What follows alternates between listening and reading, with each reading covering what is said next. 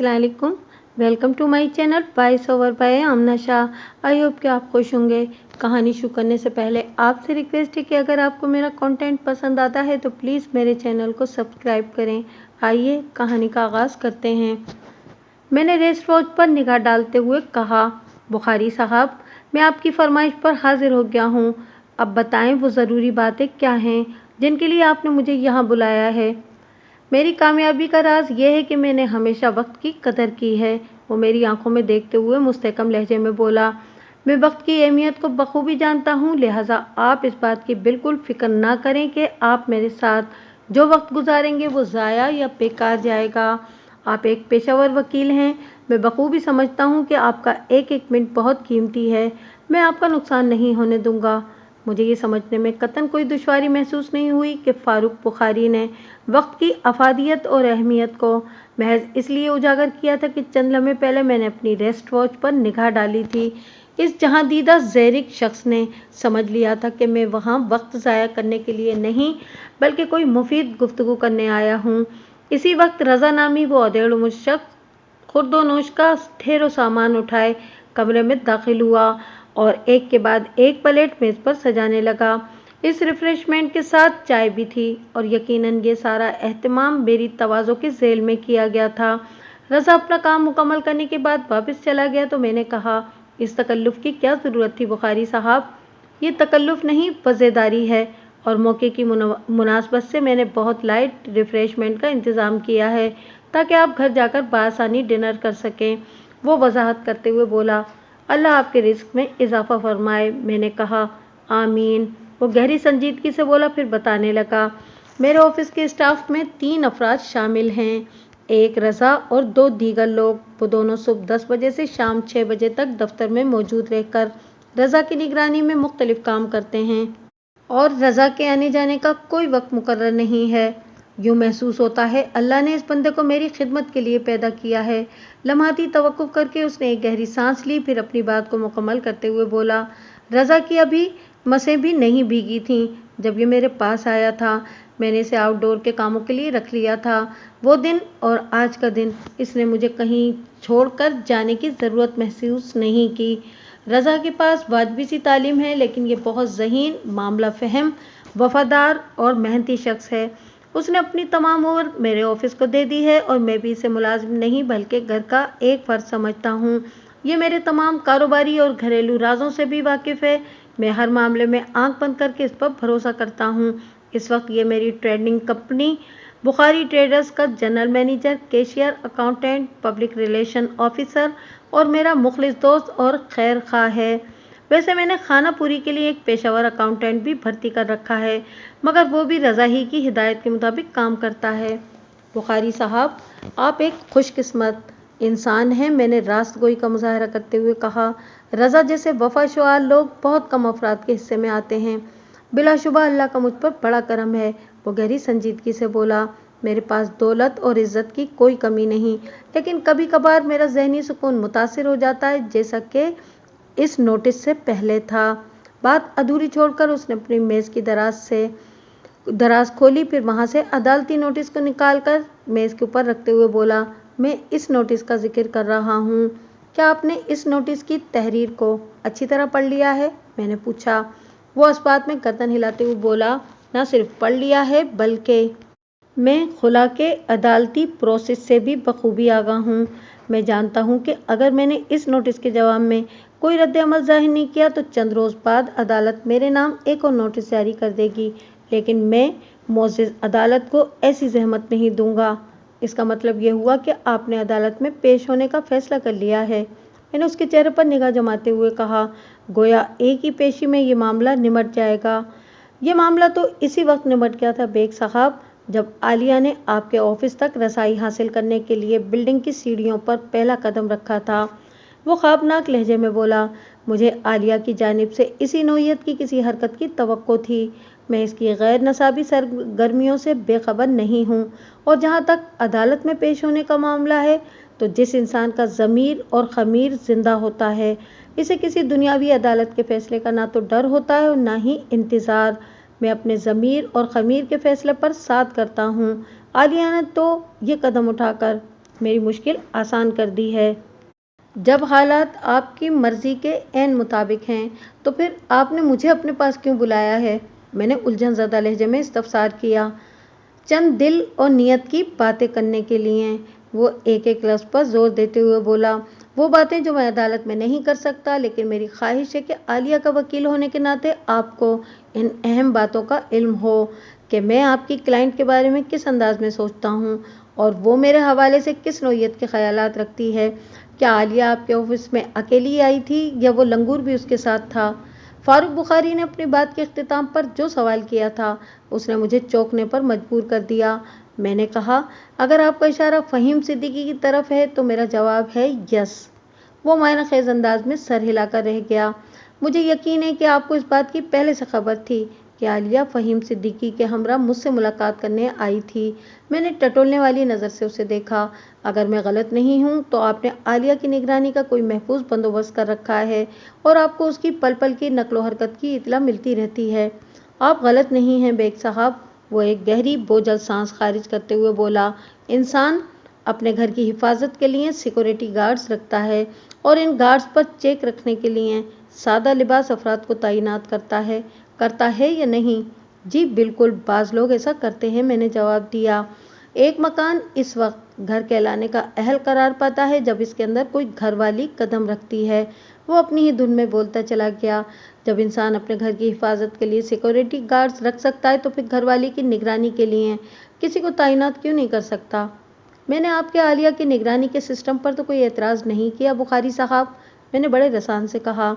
मैं जानता हूँ बेग साहब, वो सर को अस्पाती जुम्बिश देते हुए बोला, आप एक माकूल इंसान हैं और कोई भी जी होश शख्स मेरे इस इकदाम पर ना तो एतराज़ कर सकता है और ना ही उसे गलत करार दे सकता है। आप मुझे बताएं कि कोई मर्द दूसरी शादी का फैसला कब करता है? इस्लाम तो एक मर्द को एक वक्त में 4 औरतों को अपने अक़द में रखने की इजाज़त देता है, मैंने कहा, और इसके लिए सबब का होना ज़रूरी नहीं। यह हर मर्द का हक़ है बशर्ते ये कि वो अपनी तमाम अज़दवाज के साथ अदल व इंसाफ कर सके, लेकिन अमूमन ऐसा नहीं होता या ऐसा हो नहीं पाता। हमारे माशरे का अमूमी चलन क्या है? उसने मेरी आंखों में देखते हुए सवाल किया। आम तौर पर यही देखने में आया है कि मर्द दूसरी शादी 2 वजूह की बिना पर करता है, मैंने ठहरे हुए लहजे में कहा। नंबर 1, इसे औलाद की शदीद ख्वाहिश हो लेकिन इसकी बीवी सर्टिफाइड बांझ हो। नंबर 2, उसने बड़ी मेहनत से माशरे में इज्जत बनाई हो और उसकी बीवी अपने किरदार के बायस उसकी बनी बनाई इज्जत को खाक में मिलाने पर कमर बस्ता हो। अगर इन दोनों में से कोई भी सबब मौजूद हो तो मर्द दूसरी शादी के बारे में सोचता है और ऐसा सोचना उसका हक भी है। एक तीसरी सूरत भी है बेग साहब, उसने गंभीर अंदाज में कहा। मैंने सवालिया नज़र से उसकी तरफ देखा। वो कौन सी? कोई भी मर्द सब्र का दामन थाम कर अपनी ख्वाहिश को कुचलते हुए एक बांझ मगर वफादार औरत के साथ सारी ज़िंदगी गुजार सकता है, वो कड़वे लहजे में बोला। और बाज़ मर्द तो बदकिरदार औरतों को भी बच्चों की खातिर बर्दाश्त कर लेते हैं, लेकिन मैंने जिस तीसरी सूरत का जिक्र किया है वो है औरत की बदजुबानी।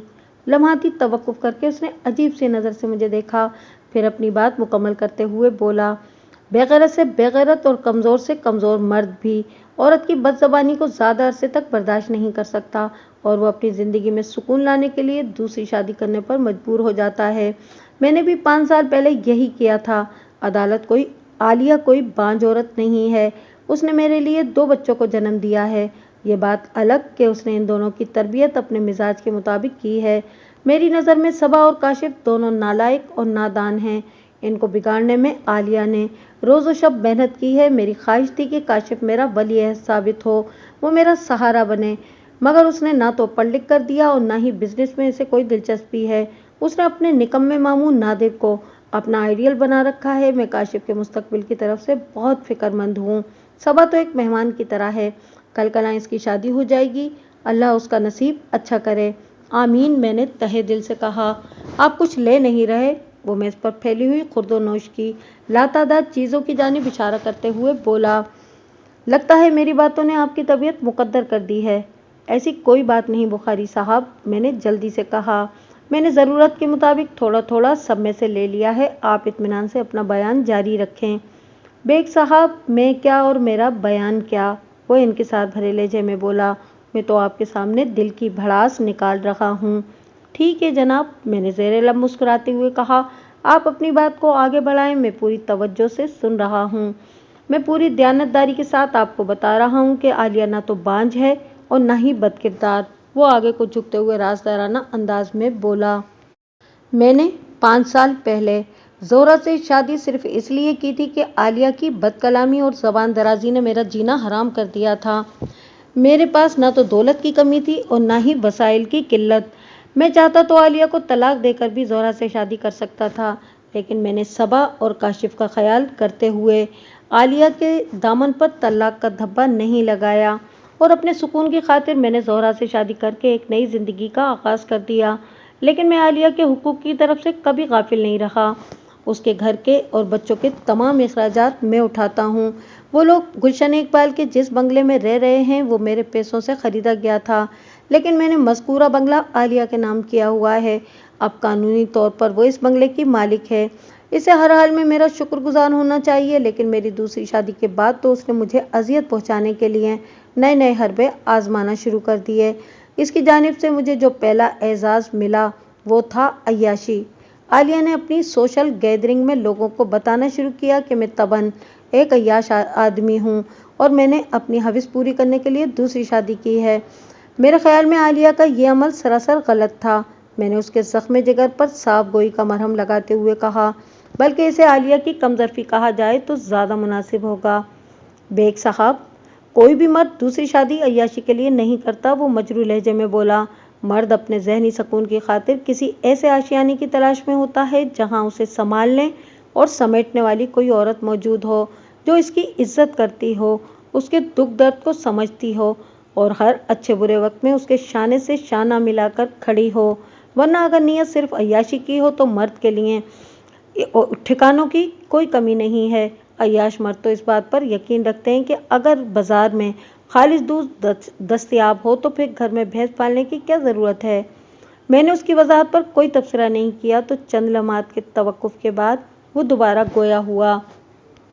جب مجھے ایک عیاش مرد ثابت کرنے میں عالیہ بری طرح ناکام ہو گئی تو اس نے مجھے ٹارچر کرنے کے لیے اوچھے ہتھ کنڈوں سے کام لینا شروع کر دیا۔ انہی چھچوری حرکتوں میں ایک آئٹم یہ لنگور بھی ہے۔ بخاری نے دوسری بار فہیم صدیقی کے لیے لنگور کا لفظ استعمال کیا تھا، جو یقیناً مرد مذکور کی صورت شکل کی مناسبت سے تھا۔ فہیم سیاہ رنگت کا مالک ایک ایویں سے خد و خال کا حامل شخص تھا۔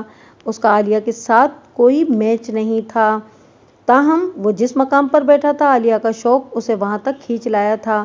وہ شو بزنس کی دنیا کے افق پر کسی ستارے کے مانند چمکنا چاہتی تھی اور اس مقصد کے حصول کے لیے وہ فہیم کو ایک سیڑھی کے طور پر استعمال کرنا چاہتی تھی، یا پھر یہ بھی ہو سکتا تھا کہ فہیم اسے اسٹار بنانے کا جھانسا دے کر اپنا الو سیدھا کرنے کا خواہش مند ہو۔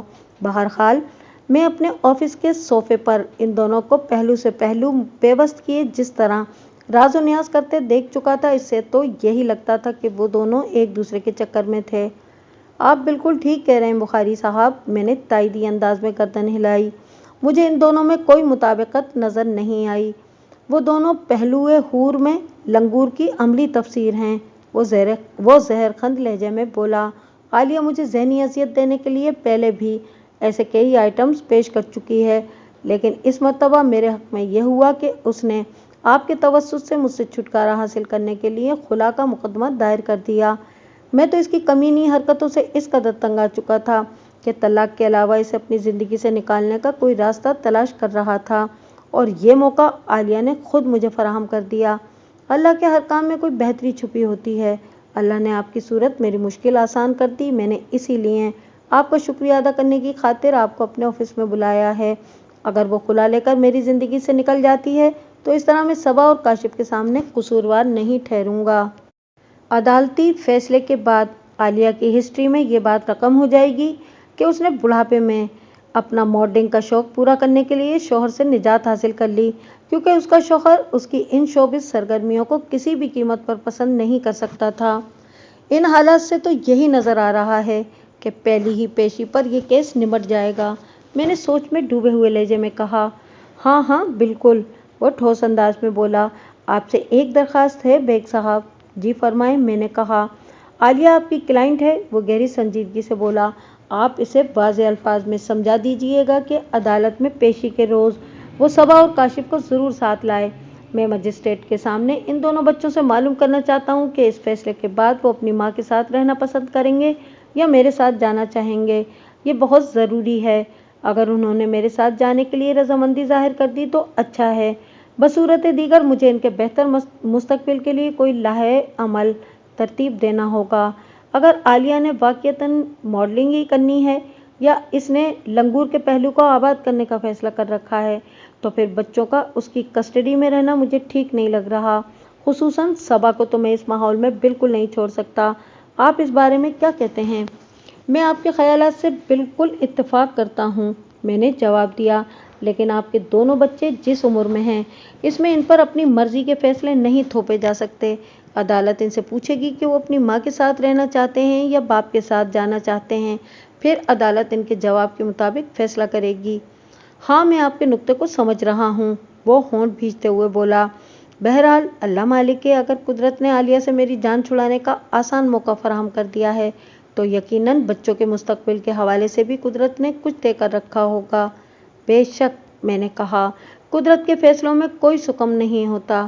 ایک بات اور، وہ اضطراری لہجے میں بولا، عدالت میں پیشی کے روز وہ لنگور مجھے کہیں دکھائی نہیں دینا چاہیے، نہ عدالت کے کمرے کے اندر، نہ عدالت کے احاطے میں اور نہ ہی عدالت کے باہر کسی جگہ اور۔ اس بات کی گارنٹی آپ مجھے دیں گے؟ ٹھیک ہے بخاری صاحب، میں نے ٹھہرے ہوئے لہجے میں کہا، میں آپ کے حسب منشا انتظام کا وعدہ کرتا ہوں۔ تھینک یو بیگ صاحب، وہ تشکرانہ انداز میں بولا۔ اس کے بعد فاروق بخاری نے مجھے زہرا سے اپنی شادی کا قصہ سنایا۔ زہرا سے اس کی پہلی ملاقات ایک معاشی کنونشن میں ہوئی تھی۔ اس پروگرام میں شہر کے کاروباری حضرات کو مدعو کیا گیا تھا اور انہیں یونیورسٹی کے اسٹوڈنٹس کے سوالوں کے جوابات دینا تھے۔ موضوع تھا ملک کے معاشی، اقتصادی اور سیاسی حالات۔ زہرا ان دنوں پولیٹیکل سائنس میں پی ایچ ڈی کر رہی تھی اور اپنی یونیورسٹی کی طرف سے وہ بھی اس پروگرام میں شریک تھی۔ یہ پہلی ملاقات آئندہ ملاقاتوں کا پیش خیمہ ثابت ہوئی تھی۔ جلد ہی وہ دونوں ایک دوسرے کے قریب ہو گئے۔ دونوں ہی کو یہ محسوس ہوا کہ وہ ایک دوسرے کے سول میٹ ہیں۔ اگرچہ فاروق بخاری کو زہرا کے گھر والوں کو اس رشتے پر راضی کرنے کے لیے بہت پاپڑ بیلنا پڑے تھے، کیونکہ اس کے ساتھ ایک مائنس پوائنٹ تھا، اور وہ یہ کہ نہ صرف وہ پہلے سے شادی شدہ تھا اور 2 بچوں کا باپ بھی تھا، بلکہ وہ عمر میں زہرا سے کم و بیش دگنا تھا۔ بہرحال فاروق بخاری کا جذبہ صادق تھا اور زہرا نے بھی اس کے حق میں اسٹینڈ لے رکھا تھا، لہٰذا زہرا کے گھر والے ان دونوں کی خوشیوں میں شامل ہو گئے۔ اس طرح جب زہرا کا پی ایچ ڈی فائنل مراحل میں تھا تو ان کی شادی ہو گئی۔ زہرا نے شادی کے 1 سال بعد اپنا پی ایچ ڈی مکمل کیا تھا۔ قصہ مختصر، وہ پچھلے 5 سال سے بڑی خوشحال اور کامیاب ازدواجی اور معاشرتی زندگی گزار رہے تھے۔ بوقت رخصت میں نے کہا، بخاری صاحب، آپ کا آفس مجھے بہت پسند آیا ہے۔ ایسا محسوس ہوتا ہے جیسے میں کسی شیش محل میں بیٹھا ہوں۔ یہ شیش محل میرے اندر باہر کا آئینہ دار ہے، وہ سینہ پھلاتے ہوئے بولا۔ میں جیسا اندر سے ہوں ویسا ہی باہر سے بھی ہوں، ایک دم کھرا اور ٹرانسپیرنٹ، آپ میرے آر پار دیکھ سکتے ہیں۔ بہت خوب، میں نے ستائشی نظر سے اس کی طرف دیکھا اور کہا، اس کانچ محل کے جیسے آفس میں آپ کو پرائیویسی کا مسئلہ تو پیش آتا ہوگا؟ ہرگز نہیں، وہ نفی میں گردن ہلاتے ہوئے بولا۔ میں اس آفس میں ایسا کوئی غیر اخلاقی یا غیر قانونی بزنس نہیں کر رہا جس میں مجھے اپنے ملاقاتیوں کو دوسروں کی نگاہ سے چھپا کر رکھنا پڑے۔ باقی جہاں تک گفتگو کا معاملہ ہے تو یہ دونوں کمرے مکمل طور پر ساؤنڈ پروف ہیں، اس نے اپنے پہلو میں واقع خالی کمرے کی جانب اشارہ کرتے ہوئے بتایا۔ ان دونوں کمروں میں ہونے والی بات چیت کا ایک لفظ بھی باہر نہیں سنا جا سکتا۔ زبردست، میں نے توصیفی انداز میں کہا۔ پھر بغل والے خالی کمرے کے حوالے سے پوچھ لیا، وہاں کون بیٹھتا ہے؟ مذکورہ کمرے میں فرنیچر اور آفس کی مکمل سیٹنگ موجود تھی، تاہم اس وقت وہاں کوئی شخص دکھائی نہیں دیتا تھا۔ بیٹھتا ہے نہیں، بیٹھتا تھا، بلکہ بیٹھتی تھی، وہ ایک بوجھل سانس خارج کرتے ہوئے بولا۔ میں نے یہ کمرہ عالیہ کے لیے سیٹ کرایا تھا اور اسے اپنے بزنس میں انگیج کرنے کی کوشش کی تھی تاکہ شرپسندانہ حرکتوں کی طرف اس کا دھیان نہ جائے، لیکن چند روز کے بعد اس نے آفس آنا چھوڑ دیا، تب سے یہ کمرہ خالی پڑا ہے۔ آہ، سیانے کیا خوب کہہ گئے ہیں، اصل سے خطا نہیں اور کم نسل سے وفا نہیں۔ عالیہ کا بیک گراؤنڈ کوئی قابل فخر نہیں ہے، इसके अब्बा समनाबाद में किसी स्टेट एजेंट की दुकान पर बैठते थे और कमीशन पर ब्रोकरी करते थे, और इसका वो लफंगा भाई नादिर एक नंबर का निकम्मा और बदमाश है। आलिया आज से 26 साल पहले मेरे पास नौकरी की गर्ज से आई थी। इसने ताज़ा ताज़ा ग्रेजुएशन किया हुआ था और अपनी फैमिली को सपोर्ट करने के लिए जॉब करना चाहती थी। मैंने इसकी मजबूरी का लिहाज करते हुए अपने ऑफिस में रख लिया और फिर 1 साल के बाद वो मेरी बीवी बन गई। चंद लम्हात तक वो कहीं खो गया, फिर वापस आकर बताने लगा। मैंने आलिया को खाक से उठाकर फलक पर बिठा दिया, उसकी छोटी से छोटी और बड़ी से बड़ी हर ख्वाहिश पूरी की, लेकिन मेरे एहसानात उसे रास ना आए। उसने हर मौके पर नाशुक्री की और अपनी हरकतों से मुझे ज़हनी अजियत पहुंचाने में कभी कोई वकी का फरोगुज़ाश्त नहीं किया। लेकिन मैं इतराफ़ करता हूँ कि मैं उसे सुधारने में मुकम्मल तौर पर नाकाम रहा। शायद उसकी फितरत का मैन्युफैक्चरिंग फॉल्ट दुरुस्त करना मेरे बस में था ही नहीं। बात के इख्तिताम पर वो अफसरदा हो गया। आपने कुत्ते की दुम की मिसाल तो सुनी होगी बुखारी साहब, मैंने उसकी रंजीदगी को कम करने की गर्ज से कहा। हाँ हाँ, वो इस बात में गर्दन हिलाते हुए बोला। वो जो किसी ने कुत्ते की दुम को सीधा करने के लिए 100 साल तक नलकी में डाल कर रखा था, फिर 100 साल के बाद जब इस दुम को बाहर निकाला गया तो वो टेढ़ी की टेढ़ी ही थी। आपने आलिया की फितरत के ऐन मुताबिक मिसाल दी है बेग साहब। मैंने इस बात में गर्दन हिलाने पर इक्तफा किया। सदियों पहले किसी सियाने ने कहा था, जब मियाँ बीवी राजी तो क्या करेगा काजी। मैंने जो केस पकड़ा हुआ था इसमें भी कुछ इसी नौयत की सूरत हाल थी, यानी आलिया खुला लेने के लिए कोशा थी और फारूक बुखारी इससे निजात हासिल करने का मुतमन्नी। गोया वो दोनों एक दूसरे से छुटकारा पाने के लिए एक पेज पर थे। इस एक नुक्ता बाहिमी इत्तफाक पर अदालत के करने के लिए कोई काम नहीं बचा था। एक ही पेशी में इनके बयानात और मुंसिफ के सवालात के जवाबात की रोशनी में वो दोनों इस रिश्ते के बंधन से आज़ाद हो गए जिसमें वो पिछले 25 साल से तौअनो करहन बंधे हुए थे। बच्चों से जब अदालत ने इनके मुस्तकबिल के हवाले से सवाल किया तो उन्होंने बैक ज़बान बड़ा माकूल जवाब दिया। हमें अच्छी तरह सोचने के लिए कुछ वक्त दिया जाए, इसके बाद हम फैसला करेंगे क्या हमें पापा के साथ रहना है या मामा के पास। और जब तक हम कोई हतमी फैसला नहीं कर लेते, इस वक्त तक हम अपनी मर्जी से कभी पापा के पास रहेंगे और कभी मामा के पास, और हमारी मर्जी पर कोई अपना हुक्म मुसल्लत करने की कोशिश नहीं करेगा। अदालत ने सबा और काशिफ के दानिशमंदाना फैसले को सराहा और उन्हें उनके हस्ब मंशा जिंदगी गुजारने की इजाज़त दे दी। इस मौके पर आलिया ने अदालत से कहा, जनाबे आली, मई का महीना करीबुल ख़त्म है। मैंने आइंदा माह बच्चों के लिए शुमाली इलाका जात का ट्रिप प्लान किया हुआ है, लिहाजा मोअज़्ज़िज़ अदालत से मेरी इस्तदा है कि फ़िलहाल इन्हें मेरे साथ जाने की इजाज़त दी जाए। बीबी, अदालत ने यह हक बच्चों को तफवीज़ कर दिया है, मुंसिफ ने ज़ेरे लब मुस्कुराते हुए कहा। इस सिलसिले में आपको अदालत से रिजू करने की ज़रूरत नहीं। आप अपने बच्चों से पूछ लें, अगर वो आपके साथ जाने के लिए तैयार हैं तो अदालत को इस पर कोई एतराज़ नहीं, और ना ही बच्चों के बाप को कोई एतराज़ होना चाहिए। ये बात मेरे इल्म में थी कि सबा और काशिफ जून में अपने मामू नादिर के साथ शुमाली इलाका जात की सैर को जाने वाले थे, लेकिन आलिया को इनके साथ नहीं जाना था। आलिया ने अपनी किसी मसरूफियत का बहाना कर दिया था, लेकिन मैं बखूबी समझ रहा था कि उसने फ़हीम सिद्दीकी के साथ कोई प्रोग्राम बना रखा था। बहरहाल मैंने आलिया से जिस काम की फ़ीस वसूल की थी वो काम मैंने उसके हस्ब मंशा कर दिया था। अब वो बकौले बुखारी लंगूर के साथ कोई प्रोग्राम सेट करे या काले चोरों के साथ, मुझे उसकी ज़ात और उसके मामला से कोई दिलचस्पी नहीं थी। अरे हाँ, फ़ीस की वसूली के ज़िक्र पर मुझे याद आया कि इस केस में मैंने अपनी मुकर्ररा फ़ीस से 3 गुना ज़्यादा कमाया था। यकीनन आप मेरी इस बात से हैरान हो रहे होंगे। चलें, मैं आपकी हैरत दूर कर देता हूँ। जब आलिया फ़हीम सिद्दीकी के साथ पहली मरतबा मेरे ऑफिस आई थी तो मैंने उससे एडवांस में अपनी फ़ीस ले ली थी। बाज़ जब मैं बुखारी की दरख्वास्त पर इससे मुलाकात करने गया था तो बवक्त रुखसत उसने मेरी कोट की जेब में एक बंद लिफाफा डालते हुए बड़ी अपनायत के साथ कहा था, इसे आप घर जाकर देखिएगा। इस लिफाफे में क्या है? मैंने इससे पूछा। अगर बता दिया तो सारा सस्पेंस ख़त्म हो जाएगा, वो पुरस्कार लहजे में बोला। बेफिक्र रहें, इस लिफाफे के अंदर कोई ज़र्रा रसा चीज़ नहीं है।